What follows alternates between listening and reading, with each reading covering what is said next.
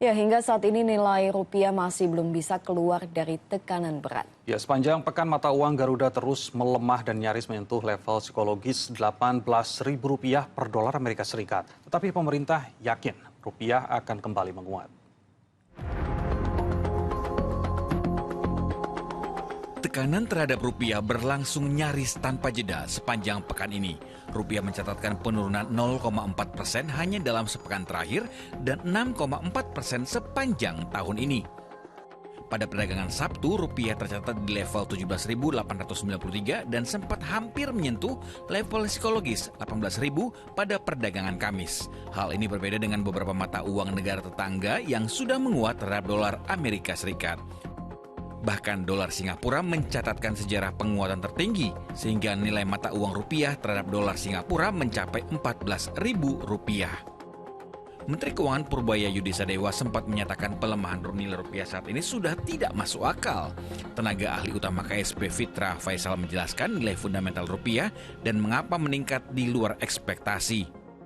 Itu all in all 897 basis point. Kita bulatkan jadi 900 basis point. Dengan nilai rupiah itu seharusnya sekarang secara fundamental 16.700. Nah, ditambah faktor itu jadi 17.600.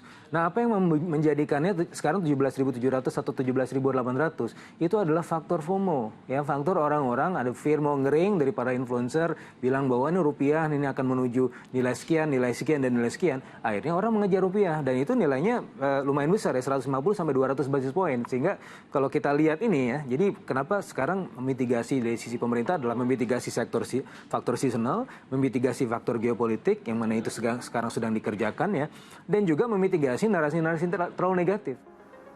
Bank Indonesia telah menaikkan suku bunga acuan BI rate sebesar 50 basis point ke 5,25%, tetapi tampaknya belum membuahkan hasil seperti yang diharapkan. Kenaikan BI rate ini justru lebih berfungsi pada sinyal stabilitas ya, agar depresiasi tidak semakin dalam dan bukan sebagai instrumen yang langsung membalikan rupiah dalam hitungan hari. Meskipun pada saat diumumkan gitu ya oleh Bank Indonesia, rupiah kan menguat gitu ya, tetapi ternyata tidak sekuat tekanan yang lebih besar gitu ya, terutama dari suku bunga the Fed gitu ya. Walau analisis pasar memperkirakan rupiah mungkin saja melewati Rp18.000 per dolar Amerika Serikat, pemerintah masih yakin bahwa mata uang Garuda akan kembali menguat.